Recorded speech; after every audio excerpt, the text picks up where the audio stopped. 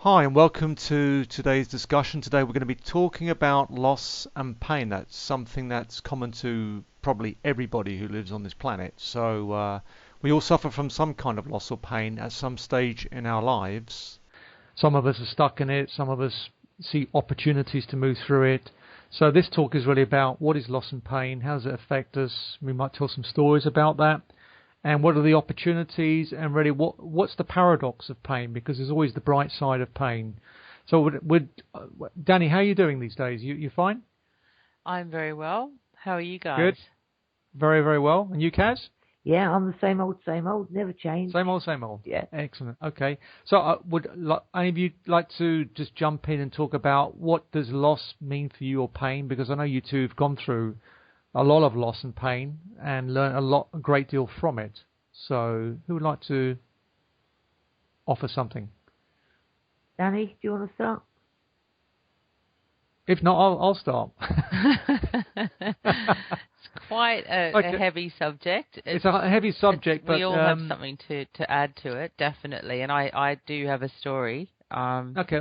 But everyone's in a bright, chirpy morning mode. Do you want to kick off? Well, if not, I've got a lot to say around it. All right, you start, James. Okay. Some years ago, I mean, I lost. I wasn't used to losing someone in the family. I lost my father, and then of course that went to what I perceived lots of other losses, and I lost a lifestyle. I lost a way of living, and things just didn't come together, and it was really incredibly painful. And I lost my kind of personality and stuff, and you could say, well, one could say, I thought I was going to go crazy. But that's all part of that pain process. However, there was always the opportunity to learn from it. And I think I remember going to a Buddhist monastery, and they just said, this is a great opportunity for you to wake up. I said, I don't want to wake up. I want my old life back. No, this is an opportunity for you to wake up. You have a choice. Either you choose to stay in the pain and let it take you over, or you are able to step back and say, okay, where's the opportunity? Where's the learning? What do I need to let go of? Mm-hmm. Now, that process didn't all change like within a weekend. It took a couple of years for me to deal with the whole thing about loss, because we all hate losing things. We hate losing our jobs. We hate losing our youth. We hate losing our homes, etc., etc. But this, once you become friends with that loss, it can turn into something quite powerful, and it gives you a base to stand on. It gave me a base to stand on. Mm-hmm. So that's just one example of, and I've always used that thing that if I've lost a job before, I've lost money, I think, okay, what am I learning from this? What is life showing me here? Is it about changing direction? Is it about me changing my attitude? So there's quite a bit of soul searching when one comes to losing something. But we all lose things. In fact, we don't lose in a higher level. Nothing is ever lost. But on a personality level, we really fear loss. I mean, losing our own lives. There's another huge fear. And if we allow these fears to run our lives, then we don't live. But ultimately, things are not lost. Things just change and transform. So, when my father died, that was a transformation in the way I lived in this planet, and I lived in a different way after that. And you wouldn't be here speaking so eloquently now had you not been through all those things. No. And I do coaching. I explained to you too earlier on. I'm coaching people around the world at the moment, and there's a couple at the moment I'm dealing with who are going through extreme loss. And because I've been in that space, I don't give them the 7-step plan to leave it. I just help them understand that they're in that space, is to honour that space. And words like, wow, you saying I should honour the loss? I said, yeah, honour it, because it'll eventually move on. So through my own loss, I'm able to connect into other people's losses and pain. And that's a great thing, because we're all connected through our suffering in a way. We all suffer. But life is not just suffering, is it? Unfortunately, a lot of people who are not willing to step out and look at this just can't see through it, and they end up, being depressed and letting their life go, and some commit suicide and so on. They just, it's a difficult subject, but for most of us, it's an opportunity to learn from it.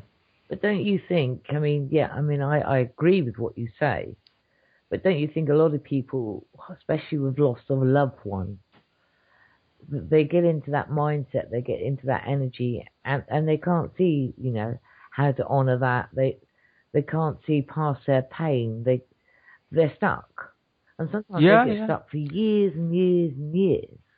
I think it's a process. I think you're right, Kaz, because while James was talking, it's very easy to talk about it, from not being in that situation right now. And I think there's a whole conversation that we could have that might help people out a bit, hopefully, and that's, what to do when you're in that situation, because you can't. I remember someone saying to me once, it's very hard to imagine this, but one day in the future you'll look back at this and it will just be a very dark memory.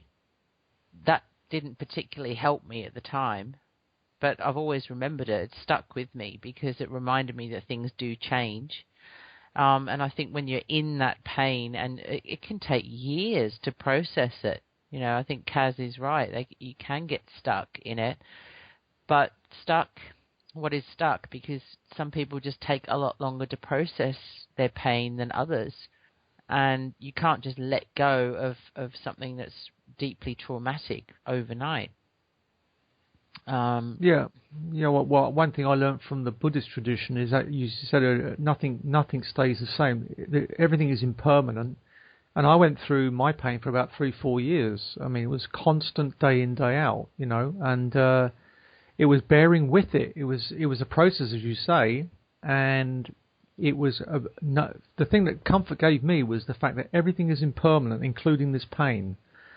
It gave me a bit of comfort, even though I didn't want it. But it was just saying, okay, I'm going to bear with it and live through this and be with it. And it took patience as well. That's the other thing. We don't have enough patience. We just want it all to go away tomorrow.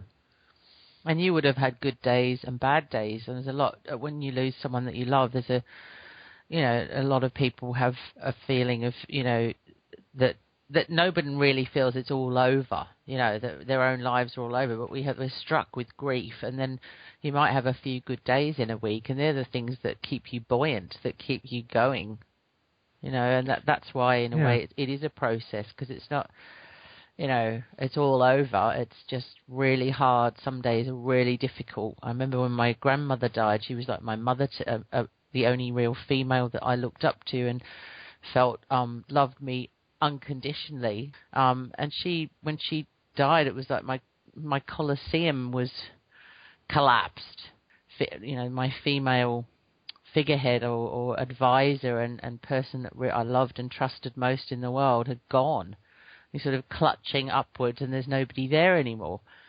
But, it wasn't every day was bad. It was, some days were really difficult, especially if someone walked past me on the street that had the same gait or the same perfume. She wore Chanel number 9 or something would trigger it off. And I think it took a long time to realize that she's actually within me. She's part of me now. I was going to say, I think we all go through stages of grief, don't we? I mean, the anger, the frustration, the hurt. And I think one thing we're very good at here in the UK is we forget to celebrate. We forget to celebrate that person's life. We forget everything they've taught us, the love they gave us, all those sort of things. That all goes out the window. All we see is our own pain, our own anger, that they're not there anymore. Mm-hmm. And that's, for me, I think that's the hard bit. I mean, you see in other countries where they celebrate that person's life, but here we have this funeral, everyone wears black. When you don't even celebrate the fact that they've gone to spirit, they've only gone to the next room. There's so much that I feel there's just so much that we're never taught. Also, the grief process, like other cultures, they will literally have 3 days of wailing, only wailing. I mean, there's something, sound is really important, and making sound and expressing pain and wailing. I mean, I love that whole cultural thing of everyone is in mourning and they all wail, and then they can let it go a little bit more easily. They've got it out of their systems a bit more, whereas we're sort of, especially the British, very tight-lipped, chin up, keep going. It's no wonder people break down, because they bottle everything up for months and months and carry on, particularly males. Men tend to, internalize things a lot more, and then they just keep going, and they've got the funeral to organise, and we have fragmented families, so people aren't always there to help out. They don't always come together, and it actually, funerals and death bring out the worst and the best in people, but also the worst. So you've got whole families all fighting and carrying on, and nobody pulling their weight, brothers and sisters that aren't doing what they should, and one person's shouldering the whole lot. And yeah, I think culturally it's a bit of a mess, isn't it? On our side, on our neck of the woods. That's the other issue in the Western culture. We don't know how to handle grief. So you imagine, company executive, he's really very, very busy, and then he loses someone in his family.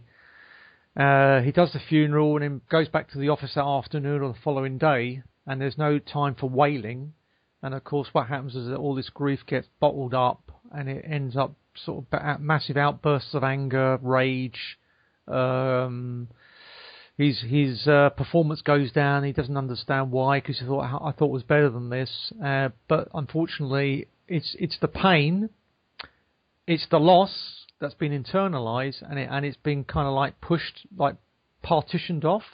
Yeah. And that's an epidemic, unfortunately, in the Western culture, is that men and women just sort of like, right, just get on with it, and sometimes it's good to go back to work and you're busy and all the rest of it, but there's another part that we let that pain and that grief bubble up for years. And I remember one guy, it took him 20 years to, when I was going through my kind of breakdown years ago, I met him, and it took him 20 years for him to realise he had to process the loss of his dad, because his dad died 20 years prior. It took him 20 years to accept it, and in that meantime, things are not going together, and so on. So, what I'm saying is that grief has to be looked at, has to be honoured, and we need some time. We need some time and space to honour the feeling of loss. But in the Western culture, you're not allowed to. It's kind of a taboo subject, and we're also too busy. I think with this chap took 20 years. I'm kind of ready to spill my beans here about the grief that I experienced most recently, which was 14 years ago. And my son couldn't breathe properly, and it turned out that all he had was an adenoid in his nose, and he couldn't breathe properly. But the medics missed it, and we were in and out of hospitals for 10 months, and he just couldn't breathe, and he was just getting, starting to lose body weight, and no one was doing anything, and I was trying to get second opinions, and it was just one big nightmare in my life. And I mean, in the end, he ended up 3 months in intensive care, and he now has a permanent hypoxic brain injury, and he'll never be the same again. And I mean, in that period of in and out of hospital, I was writing to the medics. I was turning up and saying I'm not leaving until I was doing everything I possibly could to help him and to change the situation, and no one was listening. And it's taken me, he's now 14, and it's taken me, I mean, I still can't say I'm truly healed from that experience. I have felt extreme pain through all of this, rage at the two doctors that just kept ignoring the situation, because it wasn't human error, it could have been avoided. So my son's life as it would have been has been stolen, and my son has been stolen from me. So it's not just his losses that he's not so aware of, because he's just always been him, and it happened when he was a baby. But for me, it's been, watching a really alert, bubbly baby turn into a vegetable for a while, and he's got a lot better since then. But that kind of loss and the grief that one feels and the anger, it's a lot to process. You know, and one might say, and I think with this conversation, I always have to look at what I've gained from it, because if I didn't, I wouldn't have my head above water. So I'm constantly thinking, well, what has changed in my life? What good has come of this? And there has been a lot of good that's come from this. And one of those things is that I was a workaholic, and I had another child before my son, and she's now at university. But I was a workaholic. I was not. I was probably more of an academic, or I wasn't an academic, but I was more into the intellectual side of things than the mothering side of things, and into work. So I wasn't a great mum at all, and this changed me. I had to be there for my son. I resented that for a while, that my whole career had been stolen. That's another sort of thing that I've had to work through, that my whole career's had to change, and my life. But I'm a much more rounded person emotionally and spiritually, and going through all of this suffering has really, helped me come out the other side a much better person, I think. As I say, I still haven't completely healed from it, and we're talking 14 years on. So James, you were talking about this chap that spent 20 years. Some things do take a long time and you can't, it's not one of those things you say, now it's time to let go of it. You try to, and you want to, but when you've got the daily constant difficulties with and the challenges with a child with a brain injury, it's a constant reminder. So, and I mean, if it wasn't for my spiritual view on, I feel this was somehow given to me to deal with, and I'm a hell of a lot more patient person.